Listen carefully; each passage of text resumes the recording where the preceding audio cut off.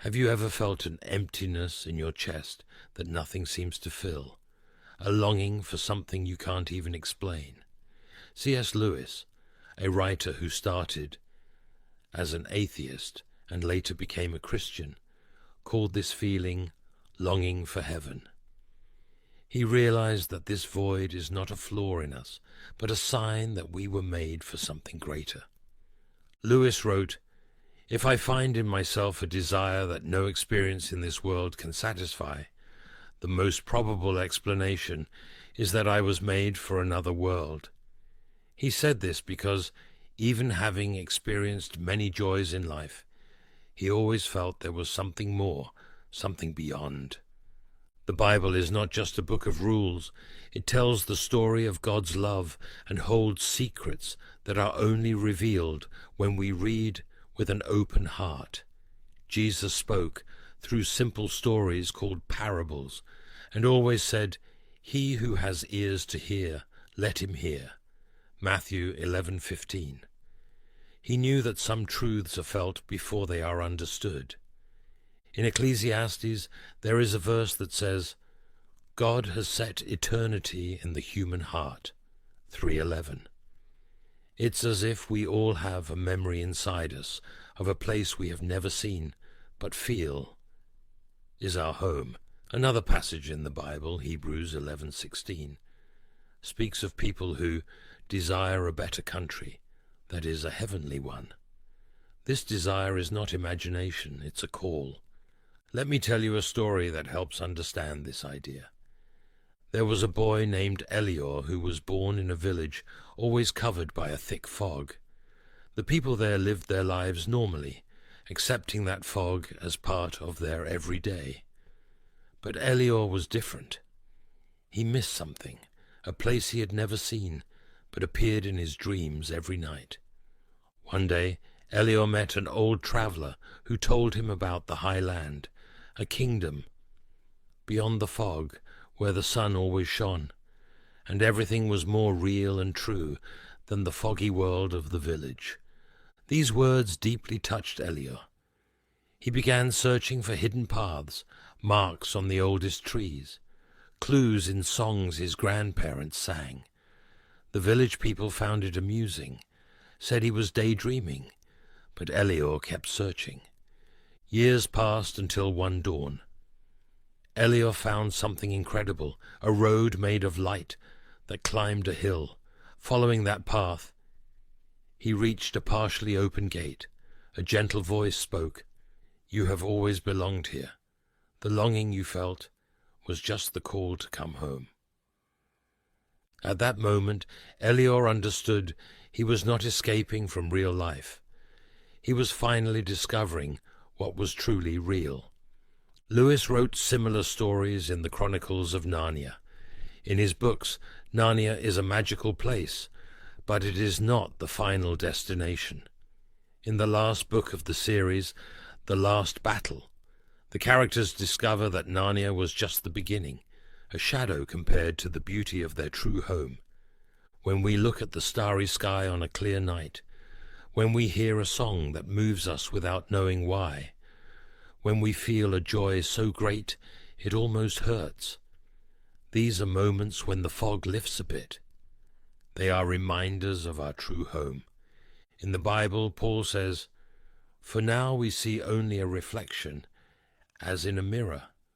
Then we shall see face to face." 1 Corinthians 13:12. It's as if we are seeing the world through a foggy glass, but one day we will see everything clearly. Proverbs teaches us that it is the glory of God to conceal things, but the glory of kings is to search them out. 25:2.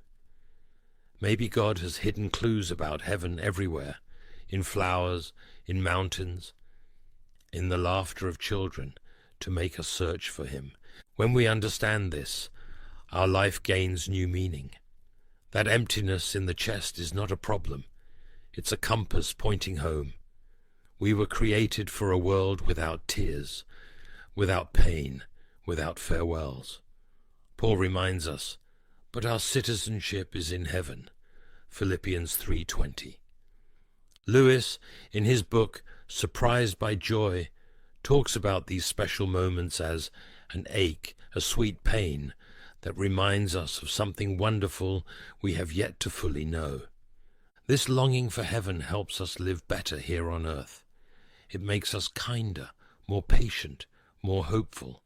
As Peter says, in keeping with his promise, we are looking forward to a new heaven and a new earth where righteousness dwells.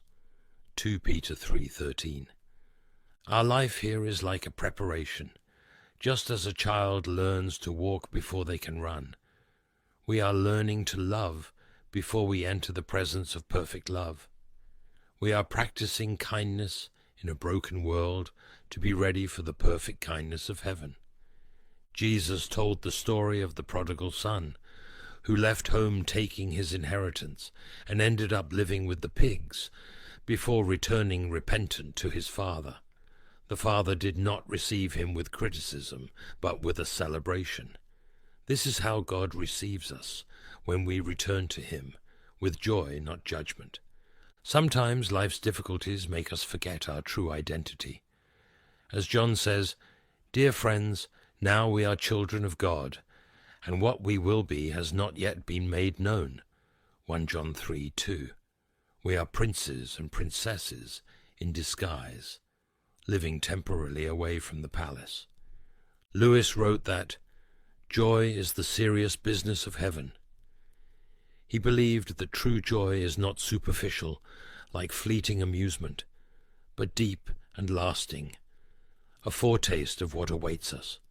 In the book of Revelation, John describes the New Jerusalem, the heavenly city, as a place of incomparable beauty, but the most important thing is not the streets of gold or the gates of pearl. It is that God's dwelling place is now among the people, and he will dwell with them. They will be his people, and God himself will be with them. Revelation 21:3. We are on a journey back home. Like Elior in the story, we are searching for the way through the fog of this world. And just like him, one day we will find the gate, hear the voice, and understand that the longing we felt was just the echo of God's call. Come home, come home. This is where you have always belonged. Lewis knew that heaven is not a distant dream or an escape from reality. It is more real than the world we see. It is the home we were created for and where, even without realizing it, our hearts have always pointed, like faithful compasses guiding lost travelers through the fog. Now, dear brothers and sisters in Christ, I would like to invite each of you to this unique moment of prayer. Put these words before God and receive the blessings we are about to claim. Pray with us. O eternal Shepherd, whose throne is above the fog and whose hands uphold the universe, you who placed eternity in our restless chest and sowed in our soul an unexplainable longing, an echo of a home we have not seen yet, but for which we silently yearn, incline your ear to the moan of those walking through the mist, those who hear, even from afar, the faint sound of a distant feast, a melody that the earth cannot sing. Lord, we are foreigners in a strange land. Our eyes tire from searching the invisible. Our feet stumble in the shadows of this broken world. And yet, something within us refuses to call this place home. When we seek joys and they crumble, when we embrace people and still feel missing, when we conquer and still long, teach us that the emptiness is not a flaw, it's a crack, opened by you, so that heaven's light may find a passage. O Christ, the true way, do not let us confuse the present with the permanent, nor settle for comfort that distances us from you. Give us eyes like Abraham's, who saw the city whose architect is you, and a heart like Elior's, who was not content with the mist, but walked toward the light. May the longing for heaven not paralyze us, but push us, with hope, to love more intensely here, to serve with firm hands and light heart, to wait with the patience of children. The morning when we will see the King face to face, for you yourself are the home we seek. You are the sun beyond the fog, the joy that does not lie, the feast that never ends. May we, as we walk, hear, even in whispers, your call, come home, come home. This is where you have always belonged. In the name of Jesus, our home, our heaven, our living hope. Amen. I would like to thank each one of you who watched this video to the end, who prayed with us and is here day after day.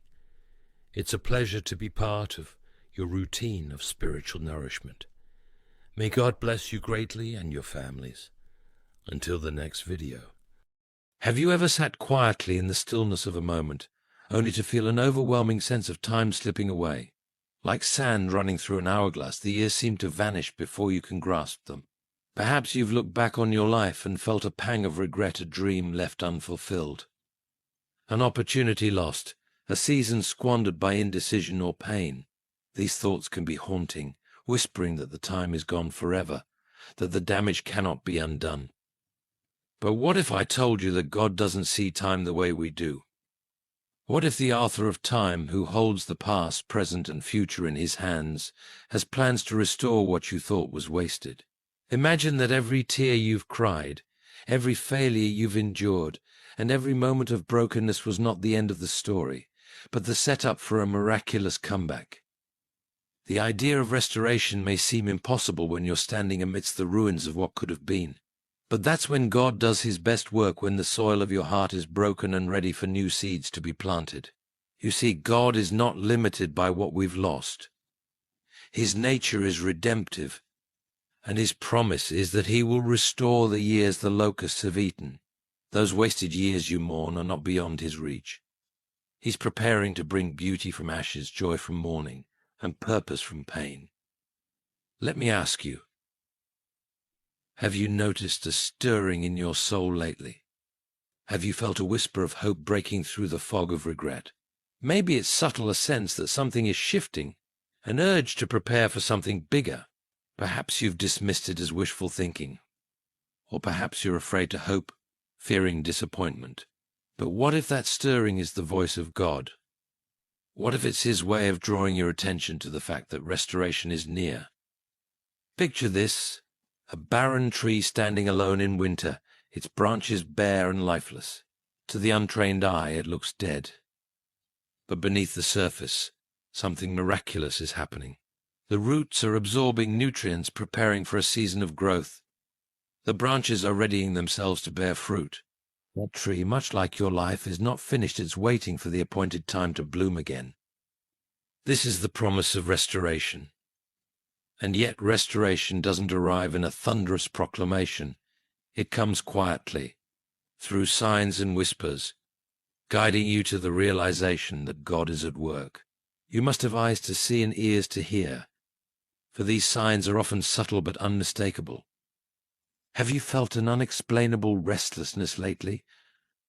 A holy dissatisfaction with where you are, coupled with a sense of anticipation for what's to come?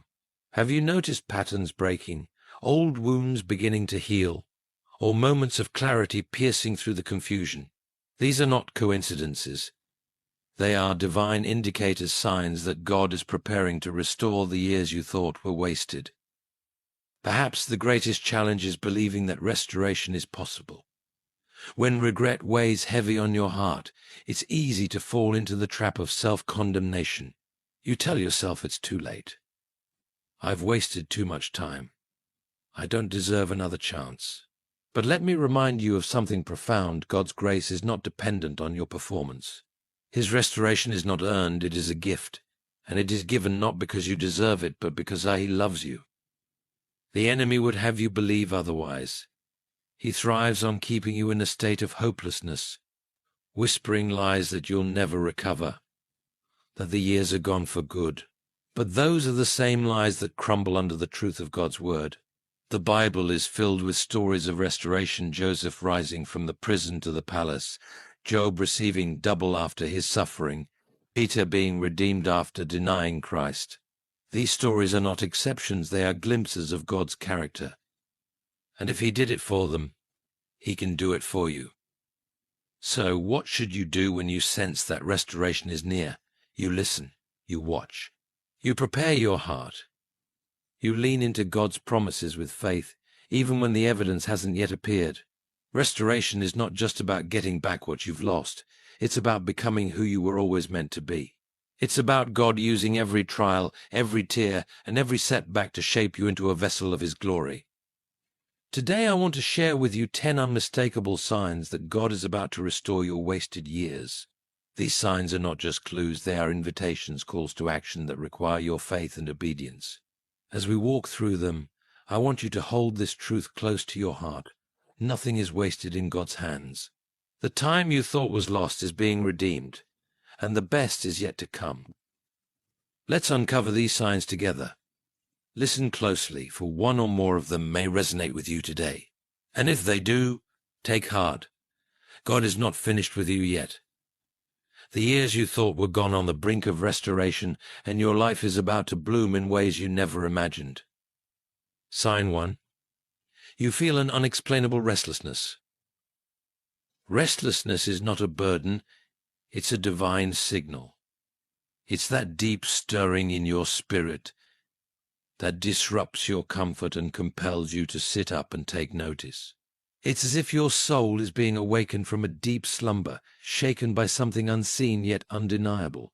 When God is preparing to restore your wasted years, He begins by unsettling the places where you've grown too comfortable, too resigned, or too hopeless. This restlessness is not random, it's purposeful. It's God's way of saying, get ready, I'm about to move. In the Bible, we see this kind of restlessness time and time again. Think of Moses tending sheep in the wilderness, likely convinced that his days of making a difference were behind him. Yet in that solitude, he felt the pull to investigate the burning bush, a divine encounter that would lead him to his destiny. Restlessness was the precursor to Moses stepping into his God-ordained purpose. Likewise, your restlessness is not a sign of chaos. It's a sign of calling.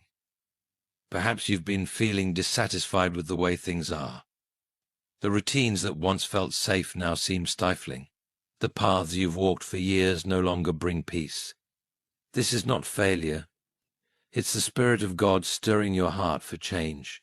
He's whispering that there is more to your life, more to your purpose, and more to your relationship with Him. That restlessness is the seed of restoration, planted deep within you, waiting to take root. But here's the key. Don't ignore it. Don't push it aside as a fleeting emotion or chalk it up to worldly discontent. Instead, bring that restlessness to God. Take it to Him in prayer and ask, Lord, what are you trying to show me? What are you preparing me for? This act of surrender transforms restlessness into revelation. It allows God to guide you toward the next step, the open door, the new season He has in store. Restlessness is often uncomfortable, even painful, but it's a gift. It's God's way of shaking loose the chains of complacency and making room for His restoration. When you feel it, lean into it. Ask Him to reveal His plan and prepare your heart.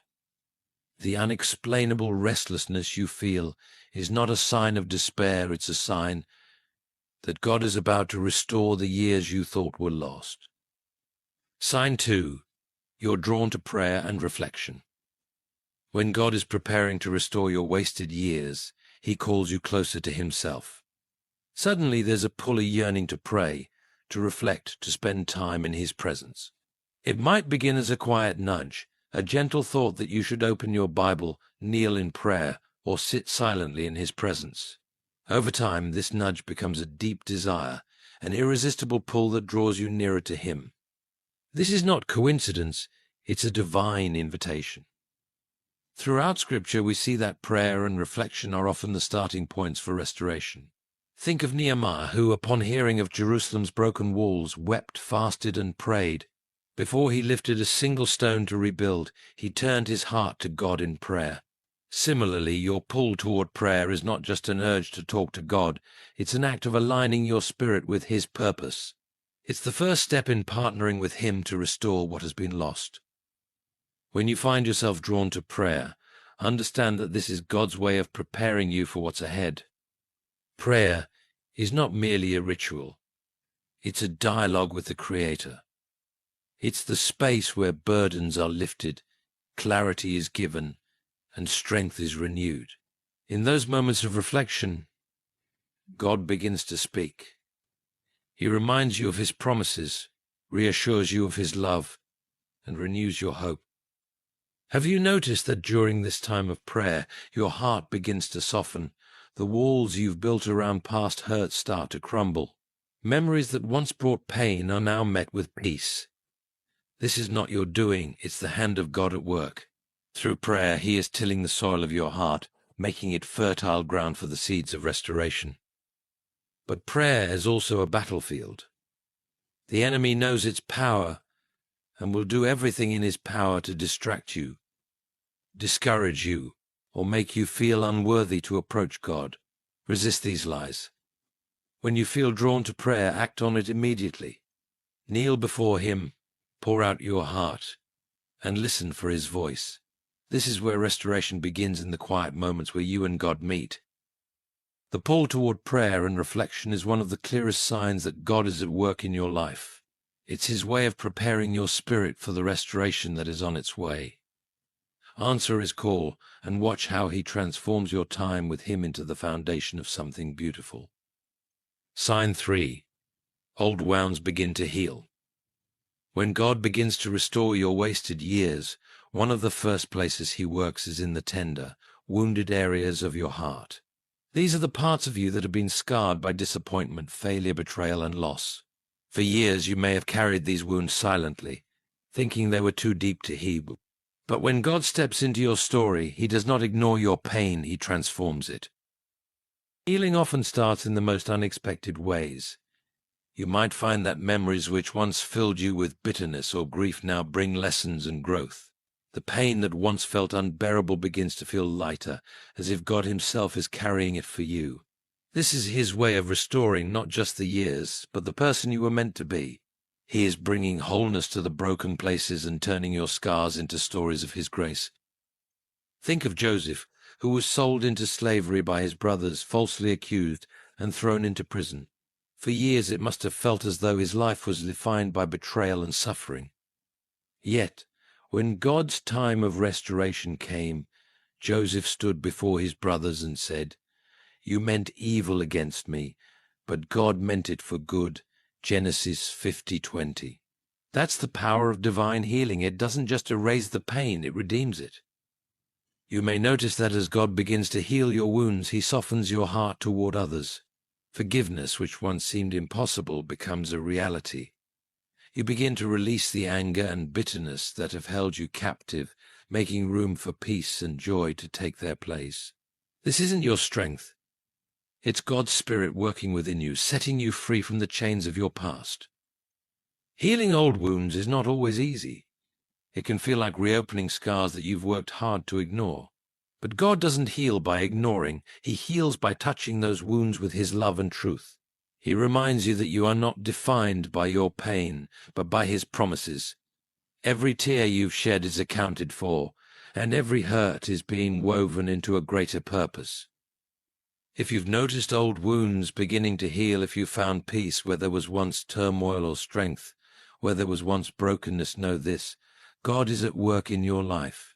He is restoring not just the years, but the very essence of who you are, preparing you to step into the fullness of His plan for you. Sign 4. Opportunities resurface. When God is about to restore your wasted years, opportunities you thought were gone forever begin to resurface. Doors that were once shut tight, that you may have knocked on for years without success, suddenly begin to crack open.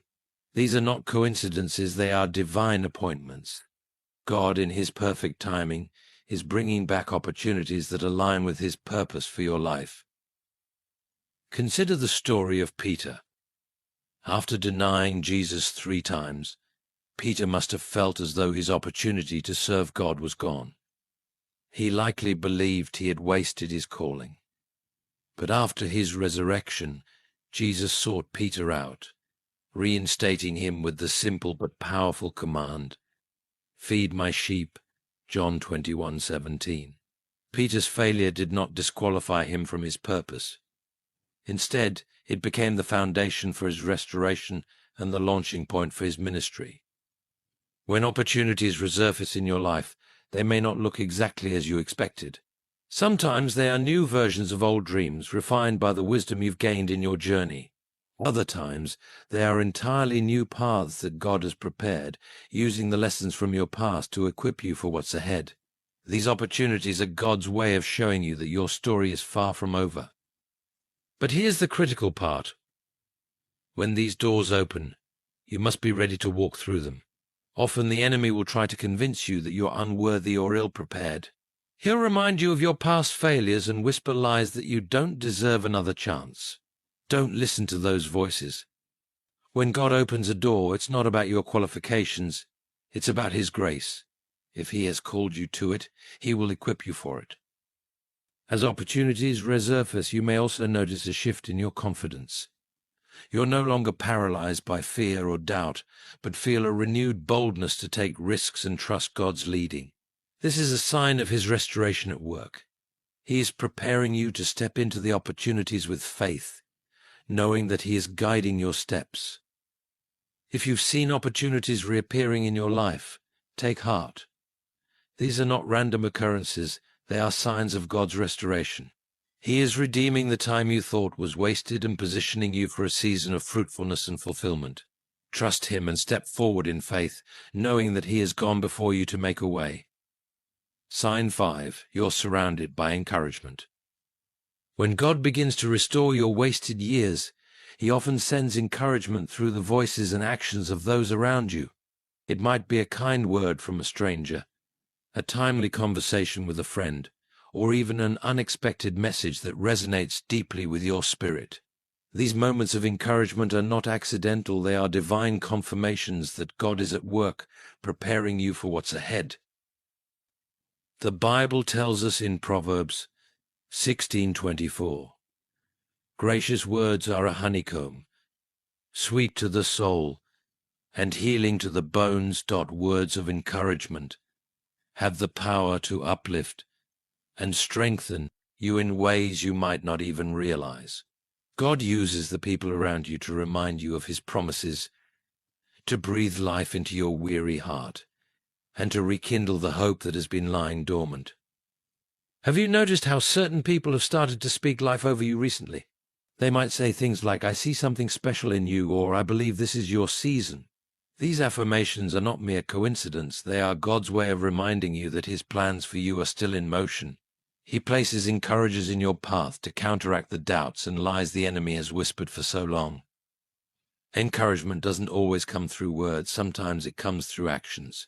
Perhaps someone offers you help at just the right moment, or an opportunity arises that feels too perfectly timed to be random.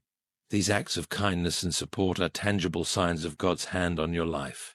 They are His way of reminding you that He has not forgotten you and that He is working all things together for your good. But there's something deeper happening here. When God surrounds you with encouragement, He's also teaching you to recognize His voice. He's training your heart to listen for the whispers of hope amid the noise of the world. These moments of encouragement are like breadcrumbs leading you back to the truth of His love and the certainty of His restoration. If you find yourself surrounded by encouragement, take it as a sign that God is near. He is preparing your heart for restoration, using the voices and actions of others to remind you of His faithfulness. Lean into these moments and let them strengthen your faith as you step into the next chapter of His plan for your life. Sign 6. Your perspective shifts. One of the most profound signs that God is restoring your wasted years is a shift in your perspective. Where you once saw failure, you now see lessons. Where you once felt despair, you now feel hope. This transformation doesn't happen by chance. It is the work of God renewing your mind, aligning your thoughts with His truth. Romans 12:2 reminds us, "Do not conform to the pattern of this world, but be transformed by the renewing of your mind." Restoration begins in your mind, as God reshapes the way you see yourself, your circumstances, and even your past. He opens your eyes to the bigger picture, helping you understand that nothing was truly wasted. Every trial, every tear, and every setback has been part of his plan to mold you into the person he created you to be. Think of the Apostle Paul. Before his encounter with Jesus on the road to Damascus, his perspective was rooted in legalism and persecution. But after meeting Christ, his entire worldview shifted. He began to see his past, even his mistakes, as part of the testimony God was building in him. Paul later wrote, "But one thing I do, forgetting what is behind, and straining toward what is ahead, I press on toward the goal to win the prize, for which God has called me heavenward in Christ Jesus." Philippians 3:13-14. This kind of perspective shift doesn't erase your past, it redeems it. You begin to see that the very things you thought disqualified you are the things God is using to qualify you for your purpose. Your scars become symbols of his healing, and your failures become testimonies of his grace. You may notice that your focus begins to change. Instead of dwelling on what you've lost, you start to look forward to what God is doing. You find yourself filled with gratitude for the lessons you've learned and the growth you've experienced. This new perspective is a gift. It's God's way of preparing you to walk into the restoration he has planned. If your perspective has started to shift, recognize it as a sign of God's work in your life. He is renewing your mind, helping you see through his eyes, and preparing you to embrace the blessings he is about to pour out. Let this new perspective strengthen your faith and fuel your hope, for restoration is not just coming, it has already begun. Sign 7. You experience divine favor. When God is about to restore your wasted years, divine favor begins to manifest in ways that are impossible to ignore. Favor is not luck or coincidence, it is the hand of God moving on your behalf. It's the kind of grace that opens doors you couldn't unlock, provides opportunities you didn't expect, and aligns circumstances in ways that no human effort could achieve. Divine favor is God's way of showing you that he is actively working to redeem the time you thought was lost. The Bible is rich with examples of divine favor leading to restoration. Consider Esther, a young Jewish woman who rose to become queen in a foreign land. When her people faced destruction, God's favor placed her in a position to save them. Esther 4:14 reminds us that she was appointed for such a time as this. Her rise to influence was not random, it was God's intentional plan for restoration. Similarly, the favor you experience is not by chance.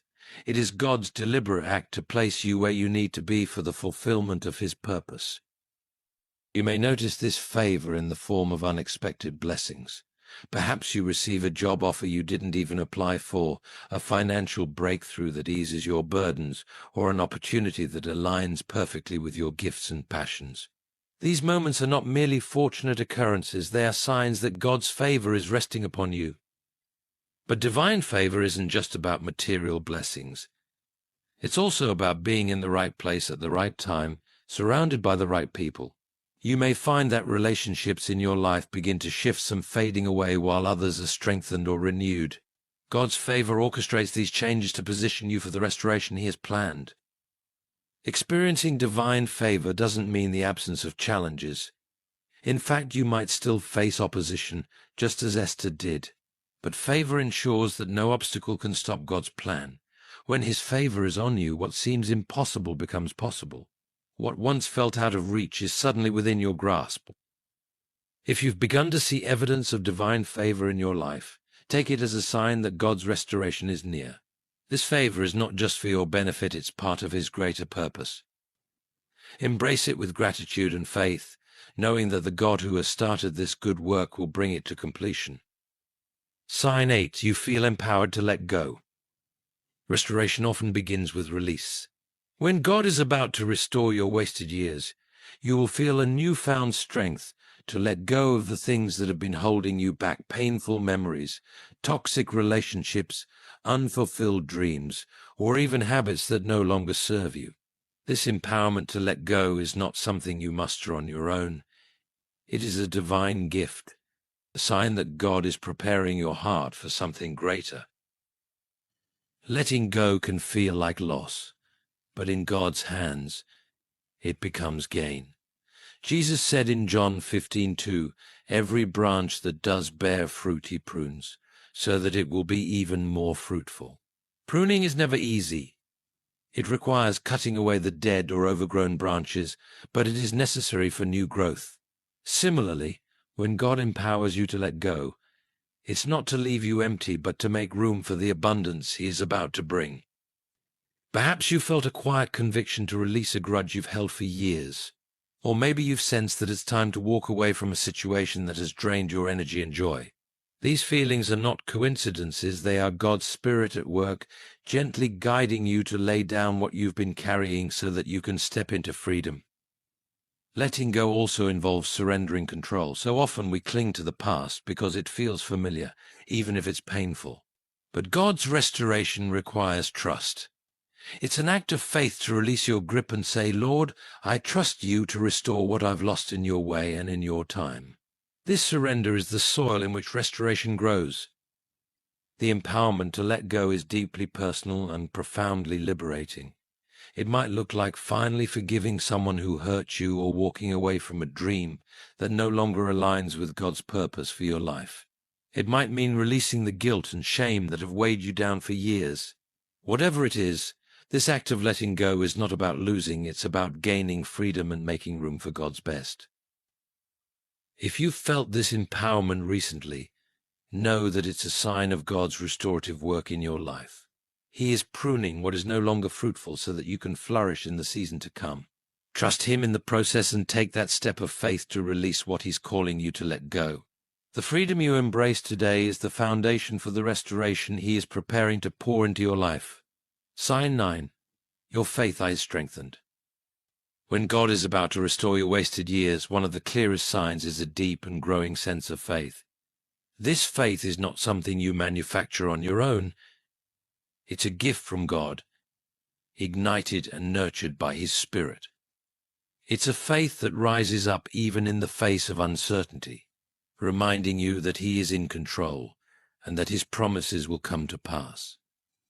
This strengthened faith often begins as a quiet whisper, a subtle but undeniable assurance that God is with you and for you. It may come through a verse that suddenly resonates in a new way, a sermon that feels like it was meant just for you, or a simple moment of peace in the midst of chaos. This is not blind optimism. It is the deep-rooted belief that God is working all things together for your good, even when you cannot yet see the outcome. Consider the story of Abraham, who waited years for the fulfillment of God's promise to make him the father of nations. Romans 4:20-21 tells us, "He did not waver through unbelief regarding the promise of God, but was strengthened in his faith and gave glory to God, being fully persuaded that God had power to do what he had promised." Abraham's faith was not based on what he saw, but on who God is. In the same way, when your faith is strengthened, it becomes the anchor that holds you steady as you wait for God's restoration. Strengthened faith doesn't mean the absence of doubt. There may still be moments of fear or uncertainty, but faith gives you the courage to keep moving forward. It's the quiet confidence that whispers, "Even if I don't see it now, I know my God is faithful." This kind of faith transforms your perspective. You begin to see setbacks as setups for a greater purpose. You start to believe that every delay is part of God's perfect timing. This strengthening of faith often coincides with a renewed hunger for God's word and a desire to spend more time in His presence. You find yourself leaning on Him in ways you never have before, trusting Him to guide your steps and light your path. This is a sign that He is preparing your heart for restoration, building the spiritual foundation you'll need for the blessings He's about to pour out. If your faith has been growing stronger, take it as a sign that God is at work in your life. He is reminding you of His promises, equipping you to trust Him in the process, and preparing you to receive the restoration He has planned. Let this faith carry you forward, knowing that the God who began this work in you will be faithful to complete it.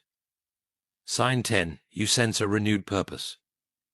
Perhaps one of the most transformative signs that God is restoring your wasted years is the unmistakable sense of renewed purpose.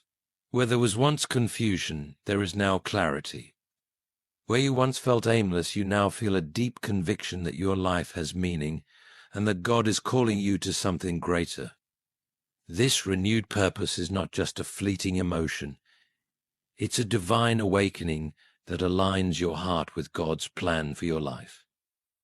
Renewed purpose often begins with a shift in how you see yourself and your circumstances. You start to recognize that the experiences you've been through, the good, the bad, and the painful, have shaped you for a reason. The lessons you've learned, the resilience you've gained, and the growth you've experienced were not wasted. God is weaving them together to prepare you for the purpose He has set before you. Think of Moses, who spent 40 years in the wilderness tending sheep after fleeing Egypt. It might have seemed like those years were wasted, but they were not. God was preparing Moses for his ultimate purpose, to lead his people out of slavery and into freedom. When God called Moses from the burning bush, He ignited a renewed sense of purpose that would define the rest of his life. You may find that this renewed purpose is accompanied by a sense of urgency. You feel compelled to take action, to pursue dreams you had once set aside, or to step into roles you never imagined for yourself. This urgency is not born of fear, but of a divine conviction that the time is now. God is calling you to move forward, to embrace the purpose He has placed on your life, and to trust Him with the outcome. As your purpose becomes clearer, you'll notice a renewed energy and passion for life. Even the mundane tasks take on new meaning when you understand that they are part of a greater plan. You begin to see your work, relationships, and daily interactions as opportunities to glorify God and fulfill His purpose for you. If you sense this renewed purpose stirring within you, it's a powerful sign that God is restoring your wasted years. He is reminding you that your life has meaning, that every moment has been preparing you for this season, and that He is calling you to step into the fullness of His plan. Embrace this purpose with faith and courage, knowing that the God who has called you is faithful to equip and sustain you for the journey ahead. As we've journeyed through these signs, I hope you've seen the unmistakable fingerprints of God in your life. He is not distant, nor is He indifferent to the years you thought were lost. The God who created the heavens and the earth is also the God who redeems time, who transforms pain into purpose, and who restores the broken places of our lives.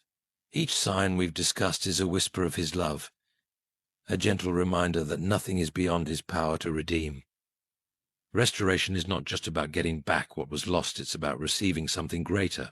It's about stepping into the fullness of who God created you to be, equipped with the wisdom, strength, and faith that could only be forged through the journey you've traveled.